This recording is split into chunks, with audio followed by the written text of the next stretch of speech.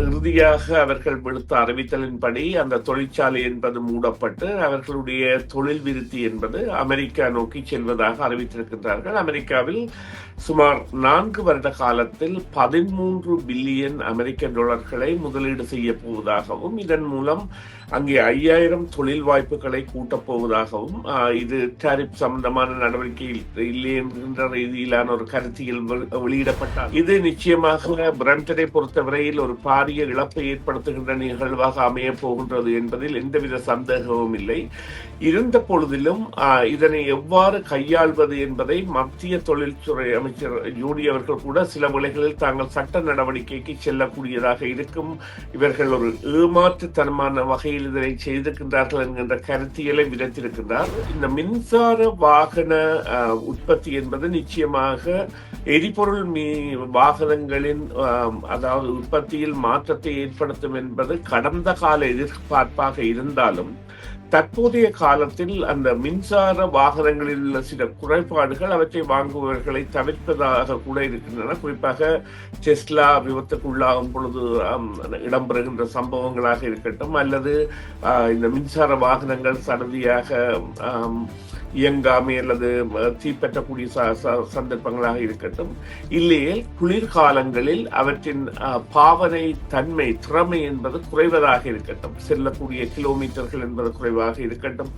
போன்ற பல விடயங்களும் எடுக்கப்பட்டாலும் அவற்றிற்குரிய சந்தை என்பது திறந்தே இருக்கின்றது. அந்த சந்தையில் மாற்றங்கள் இல்லை. ஆனாலும் குறித்த அளவு அல்லது எதிர்பார்த்த அளவு முன்னேற்றத்தை காணாத ஒன்றாக இருப்பதால் தான் அதனுடைய செயற்பாடு குறித்து தெரியவில்லை. அமெரிக்கா என்பது இணைந்த இரு சகோதர நாடுகளாகத்தான் வாகன உற்பத்தியில் ஈடுபட்டு வந்தன தொடர் ஆண்டுகளாக. எனவே கனடா தனக்கான ஒரு காரை வைத்திருக்கின்றதா அல்லது ஒரு லொரியை வைத்திருக்கின்றதா என்ற கேள்விகளுக்கான விடியை எதிர்காலம் தரப்போகின்றது. கனேடிய உற்பத்திகள் வரும் பொழுது அவை ஏழைய நாடுகளுக்கு ஏற்றுமதி செய்யக்கூடிய ஒரு சந்தையை பெறப்போகின்றன. அத்தோடு விலை ரீதியாக போட்டிகளை மேற்கொள்ளப் போகின்றது. அவ்வாறான நிலைமை கூட மாற்றங்களை ஏற்படுத்தும்.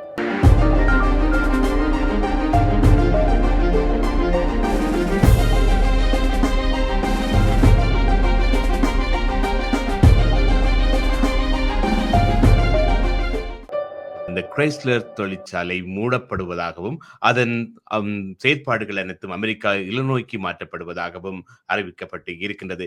இது தொடர்பாக தற்பொழுது எங்களுடன் அரசியல் ஆய்வாளர் சுரேஷ் தர்மா இணைந்து கொள்ளப் போகின்றார். வணக்கம் சுரேஷ். வணக்கம் தர்மா. வணக்கம் நேர்களே. நேற்றைய தினம் நாங்கள் கேள்விப்பட்ட செய்தி என்னவென்று சொன்னால், இந்த பிரம்டனில் இயங்கி வந்த இந்த கிரைஸ்லர் தொழிற்சாலை, அதாவது இந்த தொழிற்சாலை இந்த வருடத்தில் இருந்து மின்சார வாகனங்களை தயாரிப்பதாக இருந்தது. ஆனால் தற்பொழுது இந்த தொழிற்சாலையின் செயல்பாடுகள் அனைத்தும் அமெரிக்காவின் இல்லினாய் என்ற மாகாணத்துக்கு மாற்றப்படுவதாக அறிவிக்கப்பட்டு இருக்கின்றது. இந்த தொழிற்சாலையில் 3000க்கு மேற்பட்ட தொழிலாளர்கள் வேலை செய்து கொண்டிருந்தார்கள். இப்பொழுது அவர்களின் வேலை வாய்ப்பு, அவர்களுடைய பொருளாதார நிலை என்பது கேள்விக்குறியாக இருக்கின்றது. அவருடைய பொருளாதார நிலை மட்டுமல்ல, ஒன்றாரியோ மாகாணத்தின் பொருளாதார நிலையும் ஒரு கேள்விக்குறியாகவே இருக்கின்றது. இந்த கிரைஸ்லர் ஆலை மூடப்படுவது தொடர்பாக இந்த கனடாவின் வாகன உற்பத்தியில் இது எப்படியான ஒரு தாக்கத்தை ஏற்படுத்த போகின்றது, மற்றது இந்த கனடியன் பொருளாதாரத்தில், குறிப்பாக இந்த வாகனம் சார்ந்த இந்த கனடிய பொருளாதாரத்தில் எப்படியான ஒரு தாக்கத்தை ஏற்படுத்த போகிறது என்று நீங்கள் நினைக்கின்றீர்கள்? நிச்சயமாக இதை ஏற்படுத்த போகும் தாக்கம் என்பது ஒன்றாரியோவை பொறுத்தவரையில் பொருளாதார ரீதியில் பலத்த ஒரு பின்னடைவை ஏற்படுத்த போகின்றது.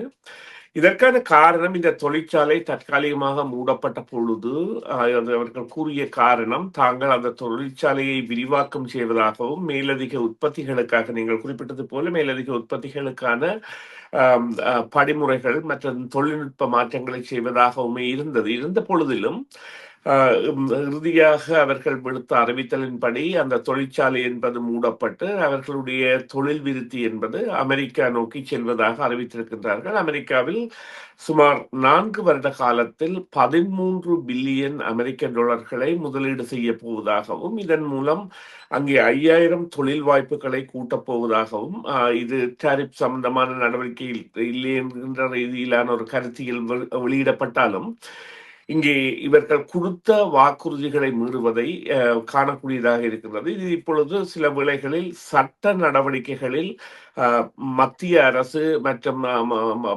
பிரம்டன் மாநகராட்சி போன்றவை ஈடுபடக்கூடிய ஒரு செயற்பாட்டை கூட ஏற்படுத்தி இருக்கின்றது. இதற்கான காரணம் என்னவென்று சொன்னால், இது ஒரு சங்கிலி தொடர் நிகழ்வு. அதாவது தொழிற்சாலை சார்ந்த 3000 பேர் பாதிக்கப்படுவது என்பது முதலாய நிகழ்வாக இருந்தாலும், இந்த வாகனங்களுக்கான உதிரி பாகங்கள், வாகன போக்குவரத்திற்கள் மற்றும் அவற்றை பராமரித்தல் பல பல இத்தியாதிகள் மூன்றாம் தரமாக அல்லது தேர்ட் பார்ட்டி ப்ரொடக்ஷன் அல்லது தேர்ட் பார்ட்டி ஜாப்ஸ் என்று அவர்கள் இன்னொரு நிறுவனம் மூலம் செய்கின்ற வேலைகள் கூட இழப்புகளை சந்திக்கப் போகின்றன. இது நிச்சயமாக பிரம்டனை பொறுத்தவரையில் ஒரு பாரிய இழப்பை ஏற்படுத்துகின்ற நிகழ்வாக அமைய போகின்றது என்பதில் எந்தவித சந்தேகமும் இல்லை. இருந்த பொழுதிலும் இதனை எவ்வாறு கையாள்வது என்பதை மத்திய தொழில்துறை அமைச்சர் ஜோடி அவர்கள் கூட சில வேளைகளில் தாங்கள் சட்ட நடவடிக்கைக்கு செல்லக்கூடியதாக இருக்கும், இவர்கள் ஒரு ஏமாற்றுத்தனமான வகையில் இதனை செய்திருக்கின்றார்கள் என்கின்ற கருத்தியலை விதைத்திருக்கின்றார். இதற்கான காரணம் என்னவென்று சொன்னால், இந்த அரசுகள் இதில் முதலீடு செய்திருக்கின்றன, பாரிய அளவில் முதலீடு செய்திருக்கின்றன. நான் அறிந்த வகையில் சில வேளைகளில் ஒரு லிபரல் அரசு கூட இவர்களுக்குரிய ஒரு கடனை ரத்து செய்ததான செய்தியை கேள்விப்பட்டிருந்தாலும் அதை பற்றிய தகவலை உடனடியாக அறிய முடியவில்லை. இது நடந்த ஒரு 10-15 ஆண்டுகள் இருக்கலாம், அல்லது 10 ஆண்டுகளுக்கு மேற்பட்ட காலத்தில் இது நடந்திருக்கலாம். அது தொடர்பான விவகாரங்கள் அவ்வாறான ஏன் ரத்து செய்தார்கள், மற்றது இதற்கான நில வழங்குகை சுமார் 270 ஏக்கருக்கு மேற்பட்ட பரப்பு என்பது இதற்கான பாவனையில் இருக்கின்றது. இதற்கான அந்த நில வழங்குகை எல்லாம் எவ்வாறு இடம்பெற்றன, இதற்கான குறிப்பீடுகள் எவ்வாறு இடம்பெறுகின்றன போன்ற செயற்பாடுகளும் அதில் ஆராயப்படும் என்பது உண்மை. பொதுவாகவே இப்பொழுது உலகத்தில் இந்த மின்சார வாகனத்தின் உற்பத்தி என்பது வெகுவாகவே அதிகரித்துக் கொண்டு செல்கிறது. மக்கள் இந்த மின்சார வாகனங்களை பாவிப்பது அதிகரித்துக் கொண்டு வருகிறார்கள். இப்படியாக இந்த மின்சார வாகனங்களை தயாரிக்க தயாராக இருந்த இந்த பிரம்டன் கிரைஸ்லர் ஆலை மூடப்பட்டிருப்பது, இந்த கனடாவின் மின்சார வாகன உற்பத்தியில் ஒரு தாக்கத்தை ஏற்படுத்தப் போகின்றது என்பது எல்லோரும் தாக்கத்தை ஏற்படுத்தப் போகிறது என்பது தற்பொழுது தெரிய வந்திருக்கிறது. இது என்ன மாதிரியான ஒரு தாக்கத்தை கனடிய பொருளாதாரத்தில் ஏற்படுத்த இருக்கின்றது? இந்த இப்படியான மின்சார வாகனங்களை தயாரிப்பதற்கு கனடிய அரசாங்கம், அதாவது மத்திய அரசாங்கமோ மாகாண அரசுகளோ எந்த மாதிரியான உதவிகளை இந்த இந்த தொழில்துறைகளில் ஈடுபடுவோருக்கு வழங்க இருக்கிறது என்பதை பற்றி சொல்ல முடியுமா? அது குறித்த ஒரு திடமான திட்டம் இல்லை. அதற்கான காரணம் என்னவென்று சொன்னால், இந்த மின்சார வாகன உற்பத்தி தொடர்பாக ஒரு நகர் அல்லது நாடு நிறைந்த ஒரு கட்டுமானம் ஒன்று, அதாவது பேட்டரி சார்ஜஸ் அல்லது ரீஃபில் சார்ஜஸ் என்கின்ற திட்டத்தை அமைப்பதற்கான திட்ட வரைப்புகள் எல்லாம் ஏற்கனவே தயாரிக்கப்பட்டிருந்தாலும் அவை நடைமுறையில் இல்லாதவையாக அல்லது இன்னமுமே அது குறித்த ஒரு பூர்ண விளக்கம் இல்லாதவையாக இருக்கின்றன. அத்தோடு இந்த மின்சார வாகன உற்பத்தி என்பது நிச்சயமாக எரிபொருள் வாகனங்களின் அதாவது உற்பத்தியில் மாற்றத்தை ஏற்படுத்தும் என்பது கடந்த கால எதிர்பார்ப்பாக இருந்தாலும், தற்போதைய காலத்தில் அந்த மின்சார வாகனங்களில் உள்ள சில குறைபாடுகள் அவற்றை வாங்குபவர்களை தவிர்ப்பதாக கூட இருக்கின்றன. குறிப்பாக டெஸ்லா விபத்துக்குள்ளாகும் பொழுது இடம்பெறுகின்ற சம்பவங்களாக இருக்கட்டும், அல்லது இந்த மின்சார வாகனங்கள் சடதியாக இயங்காமை அல்லது தீப்பற்றக்கூடிய சந்தர்ப்பங்களாக இருக்கட்டும், இல்லையே குளிர்காலங்களில் அவற்றின் பாவனை தன்மை திறமை என்பது குறைவதாக இருக்கட்டும், செல்லக்கூடிய கிலோமீட்டர்கள் என்பது குறைவாக இருக்கட்டும் போன்ற பல விடயங்களும் எடுக்கப்பட்டாலும் அவற்றிற்கு சந்தை என்பது திறந்தே இருக்கின்றது. அது சந்தையில் மாற்றங்கள் இல்லை, ஆனாலும் குறித்த அளவு அல்லது எதிர்பார்த்த அளவு முன்னேற்றத்தை காணாத ஒன்றாக இருப்பதால் தான் அதனுடைய செயற்பாடு குறித்து தெரியவில்லை. குறிப்பாக இப்படி பார்க்கலாம். தற்பொழுது இந்த ஃபோர்ட் நிறுவனம் கூட தனது ஓக்வில்லில் உள்ள பிளான்டை இவ்வாறான ஒரு தயாரிப்புக்கான பணியில் மாற்றி வருகின்றது. நீங்கள் அந்த பெருந்தெருவால் செல்லும் பொழுது பார்க்கலாம், அவர்களுடைய கட்டட அமைப்புகள் எல்லாம் மாற்றியமைக்கப்பட்டு வருகின்றன. எனவே தொடராக இந்த மின்சார வாகனங்களின் உற்பத்தி என்பது இருக்க போகின்றது. இருந்த பொழுதிலும் எதிர்பார்த்த அளவில் இருக்குமா என்று தெரியாது. இங்கே இருக்கின்ற விடயம் என்னவென்றால், எந்த வித வாகனமாக இருந்தாலும் அந்த வாகன உற்பத்தி என்பது தொடர்கின்ற பொழுது அதனூடாக ஏற்படுகின்ற தொழில் வாய்ப்புகளில் ஏற்படுகின்ற மந்த நிலை என்பது உள்ளூர் பொருளாதாரத்தை பெருமாக பாதிக்கப் போகின்றது. அதனைத்தான் அவர்கள் கூறுகின்றார்கள். இப்பொழுது அதாவது இந்த கன்சர்வேட்டிவ் சார்ந்த பத்திரிகைகள், நேஷனல் போஸ்ட் போன்றவை ஒரு பொருளாதார அல்லது ஃபைனான்சியல் போஸ்ட் போன்றவை ஒரு பொருளாதார பின்னடைவு ஏற்படுகின்ற காலத்தில் கனடா இருக்கின்றது என்பதை கடந்த சில வாரங்களாக கூறி வருகின்றன. அதற்கு ஆதரவு வழங்குவது போன்று இந்த செயற்பாடுகள் இருப்பது என்பது நிலைமையை பாரதூரமாக்கலாம், அல்லது மத்திய வங்கியின் இந்த வட்டி வீத குறைப்பு தொடர்பான நிலைப்பாடுகளில் மாற்றங்களை கூட பெரிய அளவில் ஏற்படுத்தக்கூடிய சாத்தியங்கள் உண்டு. இந்த தொழிற்சாலையை மூட எடுத்திருக்கின்ற இந்த முடிவால் ஆயிரக்கணக்கான தொழிலாளர்கள் வேலையை இழந்திருக்கின்றார்கள். அவர்களின் வாழ்க்கை நிலை மற்றும் மனநிலையில் பெரிய மாற்றத்தை ஏற்படுத்தி இருக்கிறது. இப்படியா இருக்கின்ற பொழுது இந்த பாதிக்கப்பட்ட தொழிலாளர்களுக்கு மறுபயிற்சி, புதிய தொழில் வாய்ப்புகள், அரசாங்க உதவி இப்படி ஏதாவது கிடைக்கும் என்று நீங்கள் எதிர்பார்க்கின்றீர்களா? நிச்சயமாக அரச உதவி என்பது கிடைக்கப்பெறும். மற்றும் அவர்கள் தொழில் மாற்றுகை என்பது சில வேளைகளில் இப்பொழுது நாங்கள் அந்த அஃபோர்டபிள் ஹவுசிங் என்கின்ற ஒரு திட்டத்தின் கீழ் 4000 புதிய தொடர் குடியிருப்புகள் என்றுதான் நம்புகின்றேன். என்றால் $13 பில்லியன் ஒரு அரசு அதற்கு முதலிடுகின்றது மத்திய அரசு.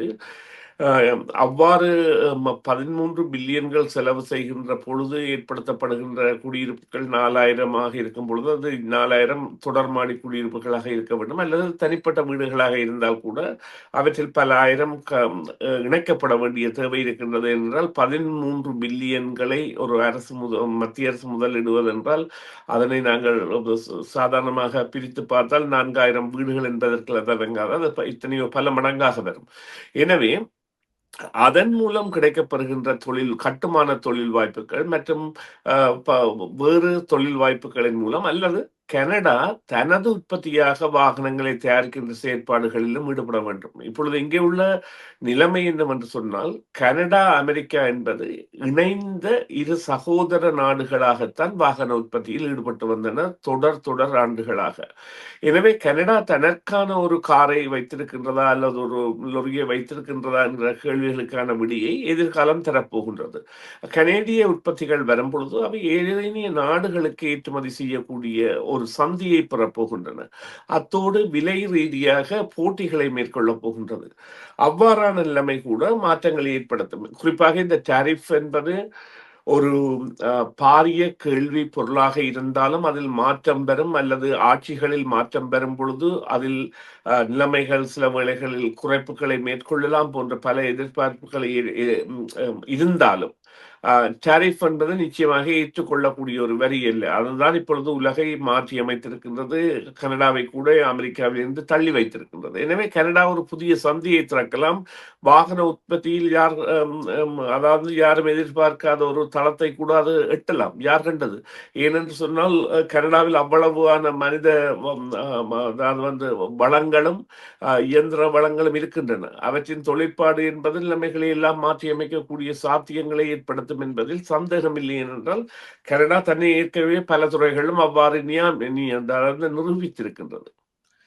நன்றி சுரேஷ், இந்த வேளையில் இணைந்து கொண்டு உங்கள் கருத்துக்களை பகிர்ந்து கொண்டதுக்கு. பிறிதொரு பொழுதில் சந்திக்கலாம். நன்றி. நன்றி தர்மா. நன்றி நேர்களே, மீண்டும் ஒரு பொழுதில் சந்திப்போம். CMR யூடியூப் சேனலில் இணைந்திருக்கும் நேர்கள் அனைவருக்கும் எமது நன்றி. காமெண்ட்ஸ் பகுதியில் உங்கள் கருத்துக்களை தெரிவிக்க தவறாதீர்கள். முக்கிய செய்திகள், காணொளி தொகுப்புகள், நேர்காணல் என பலதரப்பட்ட அம்சங்களையும் உங்களுக்காக தருகின்றது CMR யூடியூப் சேனல். CMR என்று சர்ச் செய்து எமது யூடியூப் சேனலை சப்ஸ்கிரைப் பண்ணுங்கள். உங்கள் உற்றார் உறவினர் நண்பர்களோடும் இந்த காணொளி தொகுப்புகளை பகிர்ந்து கொள்ளுங்கள். அருகில் இருக்கின்ற முக்கிய காணொளி தொகுப்புகளையும் தவறவிடாமல் பாருங்கள்.